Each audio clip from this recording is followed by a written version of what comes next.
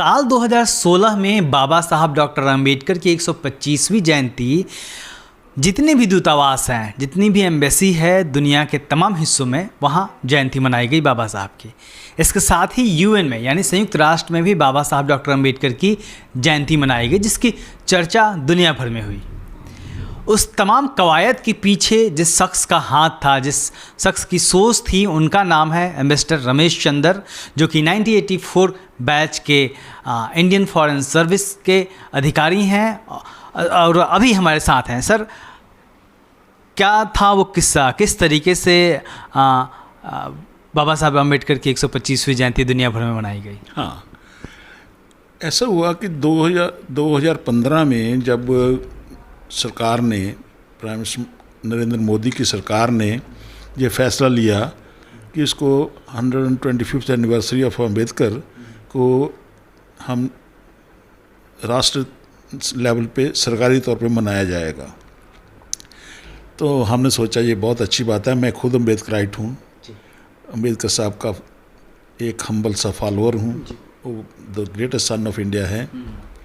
तो मैंने पहले डॉक्टर जयशंकर, जो कि मेरे कुलीग, सीनियर कुलीग रहे हैं, वो फॉरेन सेक्रेटरी थे, उनको चिट्ठी लिखा कि ये सरकार ने बहुत अच्छा फैसला किया है, मगर अब हमें इसको मनाना है, तो ये मेरी प्रपोज़ल है। हालांकि सरकार ने अपने आप प्रोग्राम बनाना ही था, मगर प्रीएम्प्टिव तरीके से मैंने ये बताया कि ये मनाना चाहिए, स्पेशल फंक्शन होने चाहिए और ये इस तरह से मनाया जाए तो बहुत अच्छा है। उसके बाद साथ ही साथ में मैंने जून 2015 में विदेश मंत्री जो थे हमारे सुषमा स्वराज जी, उनको चिट्ठी लिखा, एक नया प्रपोज़ल दिया जो कि तब तक किसी ने ऐसा मेरे ख्याल सोचा नहीं था। मैंने कहा कि ये सरकार का फ़ैसला 125वीं जयंती मनाने का तो बहुत ही अच्छा है ही, मगर साथ में क्योंकि मैं डिप्लोमेट रहा हूँ, मैं चाहता हूँ कि इंडिया का जो एक स्टेटस है, इंटरनेशनल स्टेटस है, सॉफ्ट डिप्लोमेसी में और बढ़े। कि जिस तरह से हमने 2 अक्टूबर महात्मा गांधी के जन्मदिन को इंडिया के इनिशिएटिव पे 2007-8 में international day of non violence मनवाया है under UN arrangements, international day non violence, तो ये हमारा सॉफ्ट बड़ा ही है, हमारा उससे एक बड़ा। उसके बाद सरकार के इनिशिएटिव पे अपने योगा को इंटरनेशनल स्टेटस देने के लिए इंटरनेशनल डे ऑफ योगा बनवाया है सरकार, अपनी गवर्नमेंट ऑफ इंडिया ने इनिशिएटिव लेके यूएन के अंडर बनवाया है। तो उसी को मद्देनज़र रखते हुए अपनी सॉफ्ट डिप्लोमेसी की पावर को और बढ़ाने के लिए हमें बाबा साहब अम्बेडकर के जन्मदिन को international day of equality under the UN arrangement का हमें प्रपोज़ल यूएन में ले जाना चाहिए। इससे हमारा एक इंटरनेशनल ऑरा, इंटरनेशनल जो स्टेटस है सॉफ्ट डिप्लोमेसी में बढ़ेगा, क्योंकि अम्बेडकर एक सिंबल हैं, अम्बेडकर एक सिंबल हैं इक्वलिटी के, फ्रेटर्निटी के, उसका इंटरनेशनल रिकॉग्निशन हो, जो कि होना चाहिए। The greatest son of India हैं, जिन्होंने ह्यूमैनिटी के लिए, इक्वलिटी के लिए एक, जो कि यूएन का अपना गोल है, मिलेनियम गोल है इक्विटेबल वर्ल्ड ऑर्डर का, उसको प्रमोट करने के लिए हमें ये दिन वहाँ ले जाना चाहिए। तो मुझे खुशी हुई इस बात की कि सुषमा स्वराज के दफ्तर से, यूएन डिवीज़न से उसका एक्नॉलेजमेंट आ गया कि अच्छा प्रपोजल है, देखते हैं उसमें क्या होता है। उसके बाद मैंने थोड़ा और आगे बढ़ाया, थोड़ा मेरा और हौसला बढ़ा, लोगों को, कुछ मेरे मित्रों को, जब जिन लोगों को मैंने बताया उनको पसंद आया कि ये आउट ऑफ द ब्लू एक नया प्रपोजल, बहुत अच्छा प्रपोजल दिया गया है। तो मैंने इधर उधर सियासी तौर पॉलिटिकल बैकिंग के लिए भी तो मैंने इंगेज किया इसको parliamentary forum of schedule caste MPs, जिसके प्रेसिडेंट उस समय सरदार चरण सिंह गटवाल डिप्टी स्पीकर जो रहे लोकसभा के, वो थे। उनको इंगेज किया और लोगों को इंगेज किया, तो उन्होंने लकीली में मेरी बात को मान लिया। मेरी बात को उन्होंने कंसिडर करके प्राइम मिनिस्टर साहब को, प्राइम मिनिस्टर मोदी को नवंबर 2015 में एक मेमोरेंडम दिया। उस मेमोरेंडम के अंदर एक ये मुद्दा भी था, जो कि हूबहू जो मैंने लिखा था वही लैंग्वेज थी, उसको मेमोरेंडम में दे दिया गया, तो उसको परसू हुआ। उस बात को परसू करके और आगे लिख के, तो उसकी इन एफर्ट्स की वजह से पहली बार एम्बेसियों में, इंडियन एम्बेसी, सारे डिप्लोमेटिक मिशंस में अंबेडकर साहब का जन्मदिन मनाया गया। मिनिस्ट्री ऑफ एक्सटर्नल अफेयर के ऑफिशियल वेबसाइट पे अंबेडकर का पूरा सेक्शन खोला गया और उसकी हर किताब, हर डॉक्यूमेंट, हर फोटो डाली गई। बहुत पहले वक्त से थी, बीच में बंद हो गई थी। हाँ, उस समय शुरू हुआ, मेरे कहने पे ही उस समय शुरू हुआ था। अब फिर उन्होंने मेरे ख्याल हटा दिया, शायद मुझे नहीं पता। हुआ पहली बार 2016, 14 अप्रैल 2016 में, 2016 में पहली बार यूएन के under the UN arrangements India के इनिशिएटिव पे ये मनाया गया, उनका जन्मदिन मनाया गया। चरण सिंह अटवाल स्पीकर जो थे, इंडिया से डेलीगेशन लेके गए प्राइम मिनिस्टर के कहने पे, और उन्होंने अपनी स्पीच में इस मुद्दे को उठाया। जो ऑफिशियल स्पीच उन्होंने दी उसमें कहा कि ये एक मुद्दा है और ये हम गवर्नमेंट ऑफ इंडिया को अर्ज करते हैं, फिर उनको रिक्वेस्ट करेंगे कि ऑफिशियली यूएन को डीमार्च करें और यूएन के कंसिडरेशन के लिए लाएं, ताकि ये इंटरनेशनल डे ऑफ इक्वलिटी 14 अप्रैल बाबा साहब के अम्बेडकर के जन्मदिन को दुनिया में मनाया, एक इंटरनेशनल डे ऑफ इक्वलिटी मनाया जाए। उसके बाद हिस्ट्री है, मैंने फिर और लोगों को एंगेज किया, सबको लिखा, इंटेलिजेंस को लिखा, यूथ को लिखा, टीचरों को लिखा, जहाँ जहाँ भी मेरी थोड़ी बहुत पहुँच हो पाती थी किया। हर साल एक दो बार फिर विदेश मंत्री को भी लिखा, ये नए विदेश मंत्री बने तब भी लिखा, प्रधानमंत्री को बता के उनको कॉपियाँ करके। कोशिश है आपकी? मैं बताता हूँ, अभी भी ये कोशिश है। मैंने अभी उनको फिर से लिखा है कि भी देखो, सितंबर में फिर UNGA होना है, जो जनरल असेंबली है। जनरल असेंबली में मैंने उनको उसमें ये लिखा है कि अभी एक तो अभी अगस्त में UNSC के ही हम चेयरमैन भी हैं, अब मेंबर हैं UNSC के, इंडिया मेंबर है, नॉन परमानेंट मेंबर है, और अभी उसका प्रेसिडेंट जो है वो मालदीव्स का फॉरेन मिनिस्टर बना है। इस UNGA जो सितंबर 2021 में होना है, वो भी हमारी इनिशिएटिव पे ही बना है।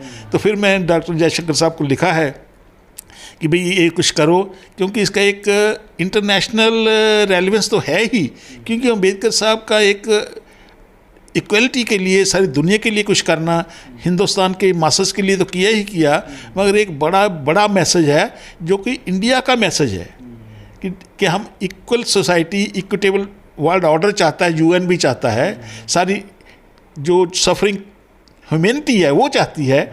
तो बाबा साहब अम्बेडकर के नाम के पीछे उसको एक इंटरनेशनल स्टेटस दे दिया जाए। UN के मिलेनियम गोल को भी मीट करता है, इंडिया की सॉफ्ट पावर को भी करता है, उसको सप्लीमेंट करेगा। हम जैसे पहले अच्छे प्रपोजल UN को दे चुके हैं, ये एक तीसरा प्रपोजल भी UN को देना चाहिए। मगर साथ में ये भी कहना, मैं आपको बता दूँ, सरकार को ये समझना चाहिए, हमारी सरकार को, जो कि बहुत सेंसिटिव है, मेरे ख्याल समझेंगे, क्योंकि अम्बेडकर के बारे में उन्होंने बहुत कुछ किया है, बहुत से मेमोरियल खोले हैं, बहुत से मॉन्यूमेंट्स बनाए हैं, बहुत सी चीज़ें की हैं, मैं उनको कॉन्ग्रेचुलेट भी करता हूँ। मगर साथ में ये भी कहता हूँ कि इस प्रपोज़ल को नज़रअंदाज ना करें, एक बहुत पोटेंट प्रपोज़ल है, क्योंकि अम्बेडकर साहब का नाम अपने आप में खुद इतना पोटेंट है, वो खुद रिकॉग्नाइज हो जाएगा, ताकि इंडिया पीछे न रह जाए। मैं तो ये चाहता हूँ। और खुशी की बात यह है कि इन द प्रोसेस, इस प्रोसेस के अंदर बाहर के लोगों ने, कनाडा में एक सिटी ऑफ बर्नबी ने 2020 में अपने लोकल लेवल पे 14 अप्रैल को doctor BR Ambedkar day of equality घोषित किया, प्रोनाउंसमेंट करके। अभी इस साल अप्रैल में ही कनाडा का जो स्टेट ऑफ ब्रिटिश कोलंबिया है, उन्होंने डॉक्टर BR अम्बेडकर के जन्मदिन को डे ऑफ इक्वलिटी किया है। तो मेरे ख्याल वो दिन दूर नहीं है जबकि UN में जब ये 16 में हुआ था, तो वहाँ का जो UN का असिस्टेंट सेक्रेटरी जनरल था, शायद लेडी थी, उन्होंने भी कहा। फिर वहाँ तो सारे अफ्रीका के कंट्री हैं, सारे जो अंडर डेवलप्ड कंट्री हैं, जहाँ सफरिंग ह्यूमैनिटी है दुनिया की, वो अम्बेडकर साहब के नाम को पहचानते हैं, समझते हैं, सारी इंटरनेशनल रिकॉग्निशन बढ़ रही है।